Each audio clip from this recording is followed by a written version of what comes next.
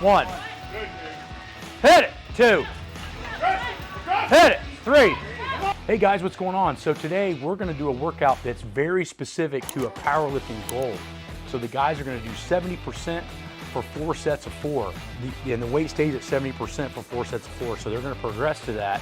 What that's going to do is give me an optimal weight that they're hitting specific numbers or specific lifts that they're doing when we max, but they're also doing enough reps of it that if we see some technical flaws, we can fix it because it's light enough to still take coaching cues.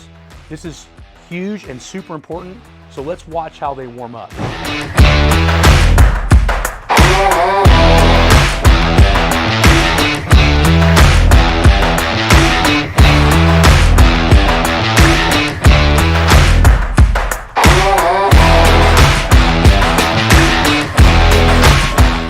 First thing we're going to do is a Wenning warm-up. So what they're going to do is 3 exercises, 4 rounds of 25.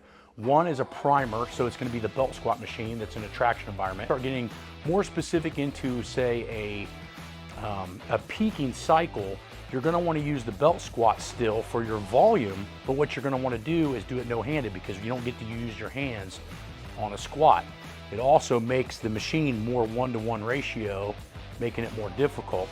The other one's a core stiffening exercise, and the other one's a hamstring exercise. So for most of you guys watching, you're gonna have a problem with quadricep to hamstring ratios, meaning your knees are gonna be stronger than your hamstrings. That is a constant process of fixing throughout your entire life of in the gym. No matter how hard you train, the hamstrings are always a little bit behind the quadricep. A lot of it's just how we evolved. But today, what you're gonna do is you're gonna see the warm-up, then you're gonna see the actual competition lift with some coaching cues, and that should help you guys make some big progress here in the next 4 to 6 months as you follow some of the stuff that we're doing on training. What we're trying to do with this machine is maintain pressure right here. So he's staying on his heel as much as he possibly can, and he's doing that by driving his knee out. Look how straight his shin is. That loads the hamstring and the glute, and that reinforces what he's gonna need to do with the straight bar here in a couple of minutes. These band crunches, he's actually drawing his stomach in as tight as he can and getting everything tight all the way around his core like he's got his belt on and he's getting ready to squat. Notice the range of motion is only 3-4 inches. It's not very far. It's kind of learning how to lock down when you squat, right? That's the whole purpose of this. And he's doing this in an environment that's not compressing his spine. It's actually pulling up, giving us some possible traction in the spine. So the belt squats traction, the band crunches traction, and the hamstring curls that we're doing with the bands are non-compressive. So that means that we're basically warming up for a compressive movement with non-compressive movements. That's what the real advantage is to the belt squat over, say, why wouldn't you just do 4 sets of 25 with a straight bar? It's because you're smashing your spine down. With everything they're doing, they're actually restoring it.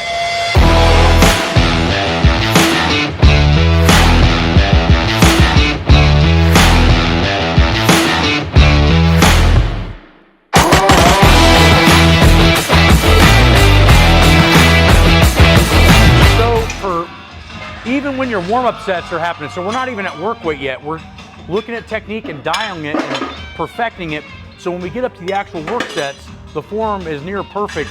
There's very little change we need to make. If you're just kind of getting through the warm-up sets without actually putting in the technical work before you get there, it can create a lot of problems when you start maxing. So Rob is the most advanced guy in the group, so he's taking a bigger jump to get to his sets.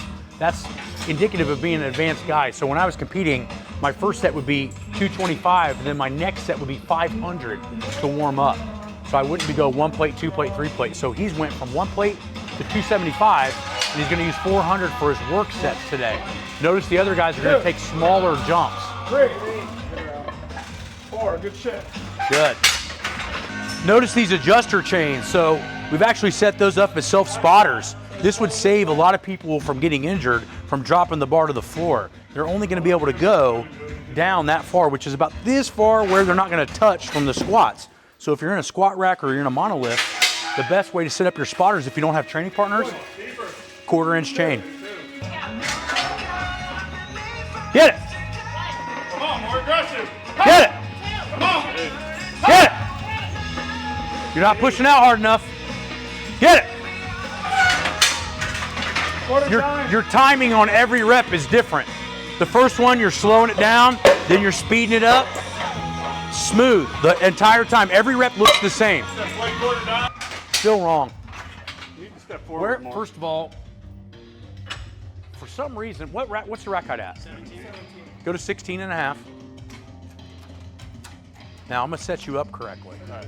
So I want you to crawl under the bar and just get ready, but don't pick it up. He's not picking it up. Okay, now you need to pinch here harder. Now keep your elbows behind you, right there. Now lock this neutral. Now, when you pick this up, all you're doing is pushing your legs apart. Gotcha. So push out on the side of your feet to pick it up. Just pick it up, but don't unwrap. Yeah, now that's how you do it. Okay.